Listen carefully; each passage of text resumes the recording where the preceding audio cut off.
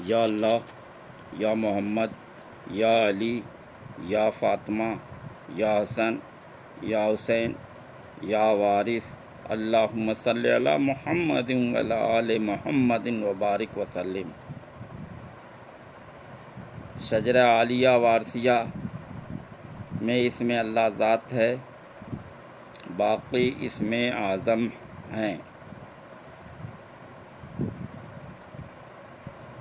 مسلم، ترمذی، بیہقی میں ام المومنین حضرت ام سلمہ سے روایت ہے کہ آیت تطہیر میرے گھر میں نازل ہوئی۔ اس آیت کا ترجمہ یہ ہے: اے اہل بیت، اللہ چاہتا ہے تم سے دور کرے ناپاکی کو، تو رسول خدا صلی اللہ علیہ وسلم نے حضرت علی اور بی بی سیدہ فاطمہ، حضرت امام حسن اور حضرت امام حسین کو ایک چادر اڑا دی اور فرمایا: اے میرے پروردگار، یہ میرے اہل بیت ہیں، ان سے ناپاکی کو دور کر اور ان کو پاک کر دے۔ جناب ام سلمہ فرماتی ہیں کہ میں نے عرض کیا: یا رسول اللہ صلی اللہ علیہ وسلم، کیا میں بھی ان میں سے ہوں؟ آپ نے فرمایا: نہیں، تم خیر پر ہو۔ سعد بن ابی وقاص سے روایت ہے کہ جب یہ آیت مبارکہ اتری جس کا ترجمہ یہ ہے: کہہ دیجئے یا رسول اللہ صلی اللہ علیہ وسلم نصارہ سے کہ آؤ ہم بلائیں اپنے بیٹے اور تمہارے بیٹے، اور اپنی عورتیں اور تمہاری عورتیں، اور اپنی جان اور تمہاری جان کو، پھر دعا کریں اور اللہ کی لعنت ڈالیں جھوٹوں پر۔ تو رسول اللہ صلی اللہ علیہ وسلم نے حضرت مولا علی، حضرت بی بی فاطمہ، حضرت امام حسن اور حضرت امام حسین علیہ السلام کو بلایا اور فرمایا کہ اے اللہ، یہ میرے اہل بیت ہیں۔ قرآن شریف میں اللہ سبحانہ اہل بیت کی محبت کا حکم دلوا رہا ہے۔ بسم اللہ الرحمن الرحیم۔ قل لا اسألکم علیہ اجرا الا المودۃ فی القربی، یعنی کہہ دیجئے اے محمد صلی اللہ علیہ وسلم کہ میں تم سے اجر رسالت کچھ نہیں چاہتا سوائے اس کے کہ تم میرے اہل بیت سے محبت کرو۔ پارہ 25 سورہ شعراء آیت نمبر 22۔ سنن ترمذی جلد 2 صفحہ 219 میں ہے کہ حضرت جابر رضی اللہ عنہ فرماتے ہیں: میں حجۃ الوداع میں عرفہ کے روز رسول اللہ صلی اللہ علیہ وسلم کو کسوہ اونٹنی پر خطبہ دیتے ہوئے دیکھا ہے، اور میں نے آپ کی زبان سے سنا ہے کہ آپ یہ فرما رہے تھے کہ لوگوں، میں تمہارے پاس وہ چیزیں چھوڑے جا رہا ہوں کہ اگر انہیں تھامے رہو گے تو گمراہ نہیں ہو سکتے۔ یہ چیزیں ہیں کتاب الہی اور میری اطرت جو میرے اہل بیت ہیں۔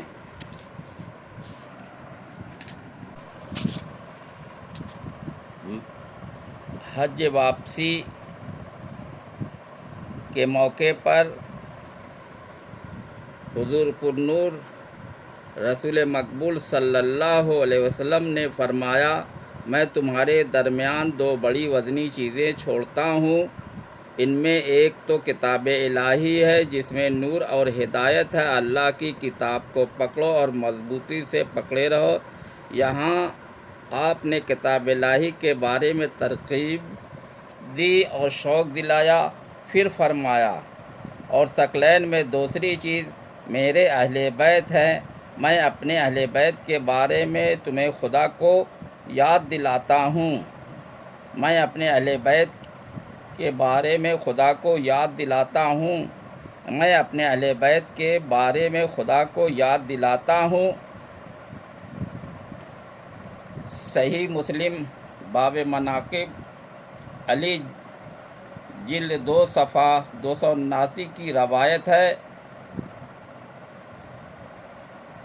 من کنت مولا فعلی مولا، جس کا میں مولا ہوں علی بھی اس کا مولا ہے۔ اور الہی جو علی سے محبت رکھے اس سے تو بھی محبت رکھ، اور جو علی سے عداوت رکھے اس سے تو بھی عداوت رکھ۔ میدان غدیر میں حکم رسول کی تعمیل میں حاضرین اصحاب نے مولا علی علیہ السلام سے بیعت کی۔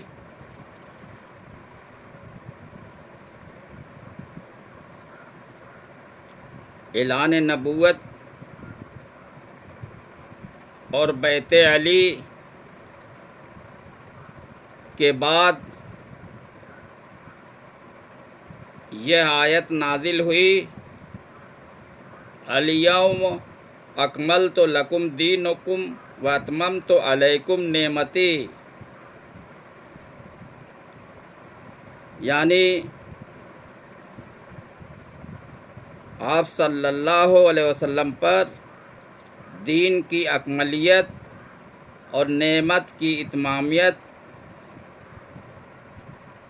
فرما دی گئی۔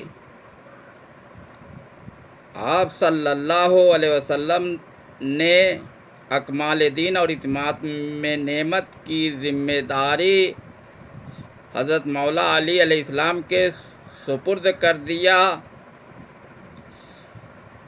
پنجتن پاک مرکز ہدایت ہیں۔ امت محمدی کی بخشش خداوند قدوس نے حضرت امام حسین علیہ السلام کی شہادت پر مقرر فرما دی تھی، جسے آپ نے بخوشی قبول فرمایا اور اس شان سے شہادت دی کہ قیامت تک اس کی مثال نہیں مل سکتی۔ حضرت امام حسین علیہ السلام کی شہادت اور قربانی میں اور تمام انبیاء کی قربانی میں ایک فرق یہ بھی ہے کہ سوائے حضرت امام علیہ السلام کے کسی کی بھی قربانی امت کی خاطر نہیں تھی۔ حضور پرنور رسول مقبول صلی اللہ علیہ وسلم نے شہادت حسین کی پیشن گوئیاں فرمائی ہیں، جو حرف بحرف سچ ہوئی ہیں۔ تمام مستند روایات میں ہے کہ جب رسول خدا صلی اللہ علیہ وسلم نے حضرت امام حسین علیہ السلام کی شہادت کا ذکر کیا، آپ کے آنسو بہنے لگے اور آپ بہت غمگین ہوئے۔ رسول خدا صلی اللہ علیہ وسلم نے حضرت بی بی ام سلمہ رضی اللہ عنہا کو کربلا کی مٹی دی تھی، جو آپ کو جبرائیل نے لا کر دی تھی، اور رسول اللہ صلی اللہ علیہ وسلم نے حضرت بی بی ام سلمہ سے فرمایا تھا کہ یہ مٹی خون کے رنگ میں ہو جائے گی تو سمجھنا حسین شہید ہو گئے۔ حضرت بی بی ام سلمہ فرماتی ہیں کہ جس روز حضرت امام حسین علیہ السلام شہید ہوئے ہیں، اس دوپہر کو مدینے میں سو رہی تھی، میں نے دیکھا رسول خدا صلی اللہ علیہ وسلم تشریف لائے ہیں اور اس طرح کہ آپ کے بال اور کپڑے خاک آلودہ ہیں اور کپڑوں پر خون کے چھینٹے پڑے ہوئے ہیں اور آنکھوں سے آنسو بہہ رہے ہیں۔ میں نے پوچھا یا رسول اللہ صلی اللہ علیہ وسلم یہ کیا حال ہے؟ آپ نے فرمایا میں حسین کی قتلگاہ کربلا سے آ رہا ہوں، آج میرا حسین بھوکا پیاسا کربلا میں شہید کر دیا گیا۔ حضرت بی بی ام سلمہ فرماتی ہیں کہ میں گھبرا کر اٹھی اور اس مٹی کو اٹھا کر دیکھا جو رسول اللہ صلی اللہ علیہ وسلم نے دی تھی، تو اس مٹی کو خون کے رنگ میں پایا۔ مجھے یقین ہو گیا کہ حسین شہید ہو گئے ہیں۔ جب حضرت امام حسن علیہ السلام کی شہادت ہو گئی تو معاویہ نے خلاف معاہدہ اپنے شرابی جواری لڑکے کو اپنا ولی عہد بنا دیا۔ حالانکہ جب حضرت امام حسن علیہ السلام نے معاویہ کو انتظام حکومت سونپا تھا تو کئی شرائط رکھی تھیں، جن میں ایک شرط یہ بھی تھی کہ معاویہ کے بعد مسلمانوں کو اختیار ہوگا کہ وہ جس کو چاہے اپنا رہبر منتخب کریں۔ مختصر یہ کہ سب لوگوں سے یزید کی بیعت کی جانے لگی۔ حضرت امام حسین علیہ السلام اور عبد الرحمن بن ابو بکر، عبداللہ بن عمر اور عبداللہ بن زبیر نے بیعت نہیں کی۔ ان حضرات سے بیعت لینے کی کوشش ہو رہی تھی۔ اسی عرصے میں معاویہ انتقال کر گیا۔ یزید انتظام حکومت پر قابض ہو گیا اور مسلمانوں کا رہنما بن بیٹھا۔ معاویہ کی وصیت کے مطابق یزید نے مدینہ کے گورنر کو پیغام بھجوایا کہ حضرت امام حسین علیہ السلام سے اس کی بیعت لے لی جائے، اور اگر حضرت امام علیہ السلام بیعت سے انکار کرے تو ان کا سر قلم کر کے اس کے پاس بھجوا دیا جائے۔ حضرت امام حسین علیہ السلام کو جب یزید کے اس ارادے کی خبر ہوئی تو آپ رسول مقبول صلی اللہ علیہ وسلم کے روضہ اقدس پر حاضر ہوئے اور سارا حال عرض کیا۔ وہاں آپ کو نیند آ گئی۔ آپ نے حضور صلی اللہ علیہ وسلم کو دیکھا کہ فرما رہے ہیں کہ اے میرے لختے جگر، تمہارے لیے جنت میں بہت اعلیٰ مقام رکھا گیا اور تم کو کربلا جانا ضروری ہے۔ 4 شعبان سن 60 ہجری جمعہ کے دن حضرت امام حسین علیہ السلام مدینہ منورہ سے مکہ مکرمہ روانہ ہوئے۔ مکہ مکرمہ میں تمام لوگوں نے بے پناہ محبت و عقیدت سے آپ کا استقبال کیا اور لوگوں کا ہجوم آپ کے پاس لگنے لگا۔ ادھر کوفے کے لوگوں کو جب خبر ہوئی کہ حضرت امام مکہ تشریف لے آئے ہیں تو انہوں نے خط لکھا کہ یزید شرابی جواری آدمی اور کسی بھی طرح سے مسلمانوں کا سربراہ بننے کے لائق نہیں ہے، اور ہم لوگ آپ پر اپنی جان قربان کرنے کا عہد کر چکے ہیں۔ اسی طرح کے مضمون کے تقریباً 125 خط آپ کو کوفے سے بھیجے گئے تو حضرت امام نے اپنے بھائی مسلم بن عقیل کو یہ فرمان لے کر کوفہ روانہ کیا کہ تمہارے اتنے خطوط آئے ہیں مجھے بلانے کے لیے، اس لیے تمہارے بہت اصرار پر میں اپنے بھائی مسلم بن عقیل کو کوفہ بھیج رہا ہوں۔ تم ان سے میری بیعت کر لو۔ اگر تم لوگ اپنے وعدوں پر سچے نکلے تو پھر بعد میں بھی وہاں آؤں گا۔ کوفہ میں حضرت مسلم کے ہاتھ پر تقریباً 18,000 آدمیوں نے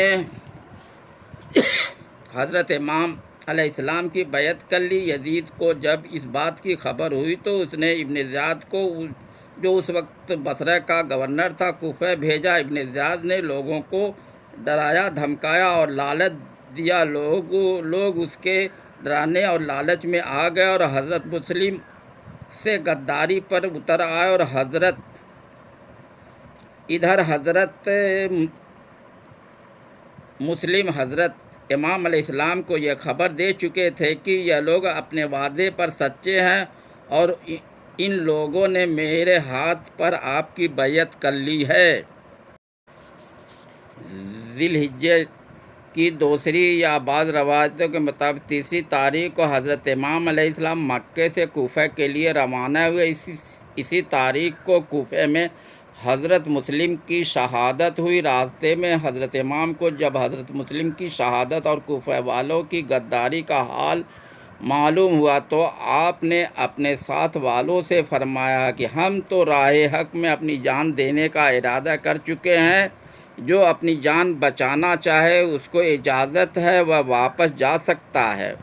بہت سے لوگ واپس لوٹ گئے، بس وہی حضرات باقی رہ گئے جن کے نصیب میں اللہ نے شہادت کی یہ دولت اور نعمت لکھی تھی۔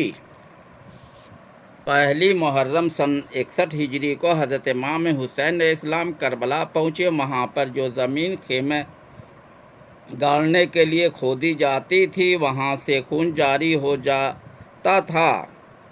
ابن زیاد نے عمر سعد کو 5000 فوج لے کر بھیجا۔ فوج نے آتے ہی فرات پر قبضہ کر لیا اور حضرت امام حسین علیہ السلام پر پانی بند کر دیا۔ یہ 7ویں محرم تھی۔ مختصر یہ کہ 10 محرم سن 61 ہجری کو صبح جنگ شروع ہوئی اور تقریباً ظہر کے وقت تک آپ کے بھائی، بیٹے، بھانجے، بھتیجے، عزیز و رفیق سب شہید ہو گئے۔ آخر میں 6 ماہ کے حضرت علی اصغر کی شہادت بھی ہو گئی۔ اس کے بعد حضرت امام نے میدان جنگ میں جا کر ایک بار پھر حجت تمام فرمائی اور دشمنوں سے فرمایا، تم نے میری اولاد کو، بھائی، بھتیجوں، عزیز اور رفیقوں سب کو شہید کر دیا۔ میں اب بھی اپنے نانا کی شان رحمت للعالمین دکھانے کو تیار ہوں۔ میں اب بھی تم کو معاف کر دوں گا اگر تم مجھے سے بچے ہوئے گھر والوں کو لے کر واپس جانے دو۔ تم میری جان کیوں لینا چاہتے ہو؟ میں اپنے نانا کے شہر میں ان کے روضے پر گوشہ نشین تھا۔ تم نے ہی مجھے خطوط بھیج بلوایا اور اب غداری پر اتر آئے اور میری جان لینا چاہتے ہو۔ بدبختوں نے کہا، ہم نے کوئی خط نہیں بھیجا۔ آپ نے وہ تمام خطوط منگوا کر ان کو دکھائے۔ جب انہوں نے اس کے بعد انکار کیا تو آپ نے وہ تمام خطوط آگ جل رہی تھی اس میں ڈال دیے اور فرمایا، الحمدللہ میں نے حجت تمام کی۔ بدبختوں نے آپ کی طرف تیر پھینکنا شروع کر دیے۔ تقریباً 18,000 تیر آپ کی طرف پھینکے گئے مگر اللہ کی قدرت سے آپ کو اور آپ کے گھوڑے کو ایک تیر بھی نہ لگا۔ میدان میں اس طرح کی بہت سی کرامات کا ظہور ہوا۔ دشمن یہ سب دیکھ رہے تھے مگر اپنی بدنصیبی کے سامنے مجبور تھے۔ مختصر یہ کہ امام میدان میں آئے اور سینکڑوں کو جہنم پہنچاتے ہوئے نہر فرات پر پہنچے اور چاہا کہ گھوڑے کو پانی پلا دے مگر گھوڑے نے بھی پانی کی طرف سے منہ پھیر لیا۔ یہ گھوڑا بھی لاکھوں انسان سے بہتر تھا۔ اس کو یہ لحاظ تھا کہ میرے آقا اور ان کے گھر والے پیاسے ہیں، میں ان سے پہلے کیسے پانی پی لوں۔ حضرت امام نہر فرات سے واپس لوٹے اور ایک بار پھر اپنے خیمے میں تشریف لے گئے۔ وہاں آپ نے سب کو گریہ و نالے کرتے ہوئے دیکھا تو آپ نے فرمایا، ابھی ضبط سے کام لو کیوں کہ ابھی تمہیں بہت رونا ہے۔ گھر والوں کو صبر کی تلقین فرما کر حضرت امام زین العابدین علیہ السلام سے فرمایا کہ بیٹا، تم کبھی مدینہ جاؤ تو حضور صلی اللہ علیہ وسلم کے روضے پر جا کر میرا سلام عرض کرنا اور کہنا، یا رسول اللہ صلی اللہ علیہ وسلم، حسین کو کوفہ والوں نے 3 دن کا بھوکا پیاسا شہید کر دیا۔ اس کے بچے اور تمام عزیز و اقارب کربلا کی تپتی ہوئی زمین پر تیروں اور تلواروں سے مار دیے گئے ہیں۔ ان لوگوں نے آپ کے اقربا کا کچھ خیال نہیں کیا، اور جس گلے پر آپ پیار کرتے تھے اس کو خنجر سے ذبح کر ڈالا، اور جس پیشانی کو آپ بوسہ دیتے تھے اس پر تیروں سے بارش کی، جس کو آپ اپنے کندھوں پر بٹھا کر سواری بنتے تھے اور جبرائیل پالنے میں جھولا جھلاتے تھے، اور جس کے لیے جنت سے میوے لاتے تھے، اس کو کوفہ والوں نے مرتے دم تک پانی کا ایک قطرہ بھی نہیں دیا، اور یہ سب اس لیے ہوا کہ اس نے آپ کی رسالت کی حرمت کا اور اپنی امامت کا اور آپ کی اولاد ہونے کا لحاظ رکھا، اور ایک شرابی جواری کی بیعت سے انکار کیا۔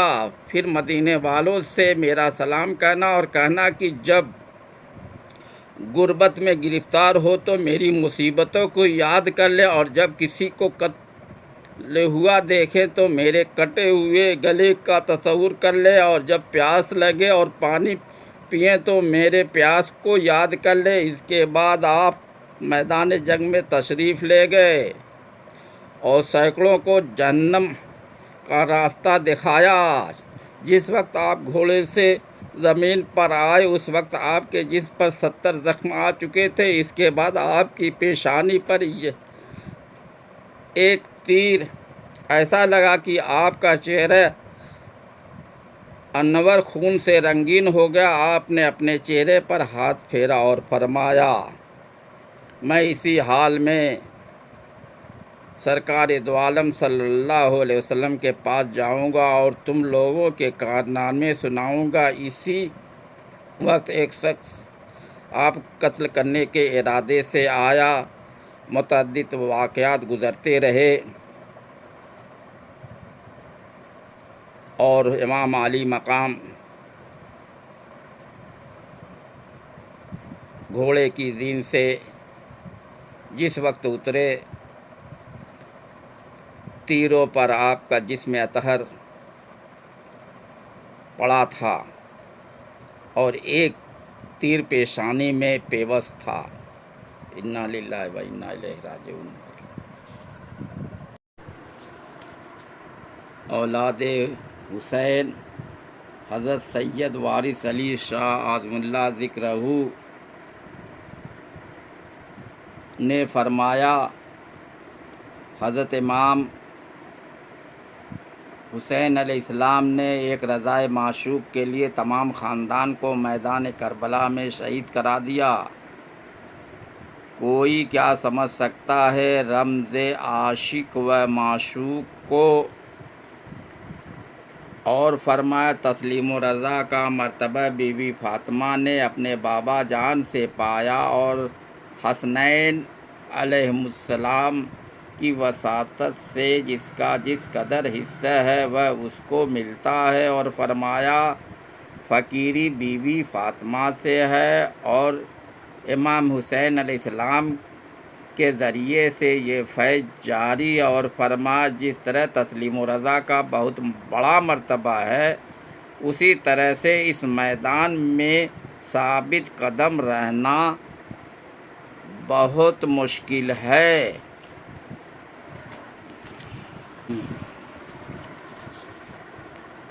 اللہ پاک نے اپنے صولت جبروتی کے اظہار میں آزمائش لیا ہے۔ ابتلاء خمسہ، خوف، بھوک، نقصان مال و جان و پھل کے وقت آزمائش میں جو صبر فی سبیل اللہ اختیار کیا وہ کامیاب ہوا۔ آیت ان اللہ مع الصابرین کی عملی تفسیر کا ایک منظر میدان کربلا میں پیش ہوا جو صبر کے طالب کے لیے نمونہ عمل ہے۔ کربلا کے شہیدوں اور اسیروں کا صبر دیکھو کہ وہ مصیبت کے وقت صبر پر ثابت قدم رہے۔ صبر حسین تمام صبر کا سرنامہ ہے۔ قربانی حسین تمام قربانی کا سرنامہ ہے۔ شہادت حسین تمام شہادت کا سرنامہ ہے، جہاد حسین تمام جہاد کا سرنامہ ہے۔ حضرت امام حسین علیہ السلام نے میدان کربلا میں عشق کے امتحان میں جیسی کامیابی حاصل کیا ہے وہ عدیم المثل ہے۔ درس کربلا صرف علمی ہی درس نہیں ہے بلکہ عملی درس ہے۔ حضور وارث پاک نے اہل بیت رسول کے مذہب و طریقت کو اپنی زبان اور سیرت سے پھیلایا۔ آپ نے فرمایا، عشق جس کسی کو ملا ہے پنجتن پاک سے ملا ہے، اور فرمایا معرفت کسبی چیز نہیں ہے، محض وہ بھی ہے جس کو خداوند اپنی معرفت دے دے، کسی کا اجارہ نہیں ہے۔ میدان کربلا میں عشق و معرفت، صبر و رضا، تسلیم و محبت، جہاد و یقین، عدل و انصاف کا جو معیار ہے وہ کہیں اور دکھائی نہیں دیتا ہے۔ حضور وارث پاک نے فرمایا، منزل عشق میں ذات صفت ہو جاتی ہے اور صفت ذات۔ حضور وارث پاک نے فرمایا، محبت کرو، محبت ہی سب کچھ ہے، بے محبت نماز روزہ بھی سب بیکار ہے۔ دیکھو واقعہ کربلا کو، لوگ نماز پڑھتے تھے اور روزہ بھی رکھتے تھے، مگر محبت دل میں آل ابا کی نہ تھی، تب تو پرخاص پر کمر ماد کر ستیہ ناش ہوئے۔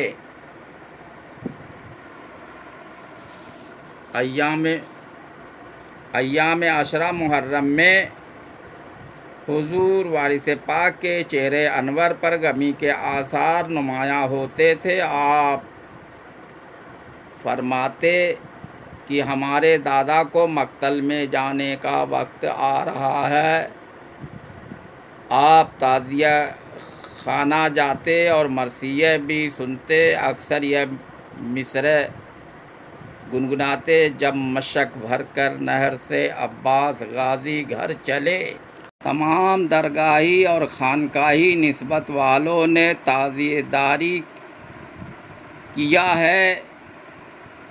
جو پیران سادات تھے انہوں نے بھی تعزیہ داری کیا ہے اور کرایا ہے۔ آل رسول کا کام آل رسول نے کیا ہے۔ ایام محرم میں تعزیہ داری کی رسومات ادا کی جاتی ہے۔ اگر محبت سچی ہے اور ایام عشرہ میں فاقہ کشی کی جائے اور پیاس کی شدت کو برداشت کیا جائے تو حقیقت کا انکشاف ہو جاتا ہے۔ رسومات اور چیز ہے اور حقیقت اور چیز ہے۔ سر چشمہ حقیقت انسان ہے۔ انسان میں ایک سے بڑھ کر انسان ہے۔ کربلا کے شہیدوں نے جو کردار اختیار کیا وہ عدیم المثل ہے۔ حضرت امام حسین علیہ السلام نے امت کی اصلاح و مغفرت کے لیے جو قربانیاں دیا ہے وہ بے مثل ہے۔ ہدایت کی راہ میں طلب سچی ہو اور محبت ہو، اور محبت قربانی کا تقاضا کرتی ہے۔ تصوف نفوس و قلوب کے تزکیے سے متعلق ہے، جو درس کربلا کا ایک حصہ ہے۔ یا وارث یا وارث۔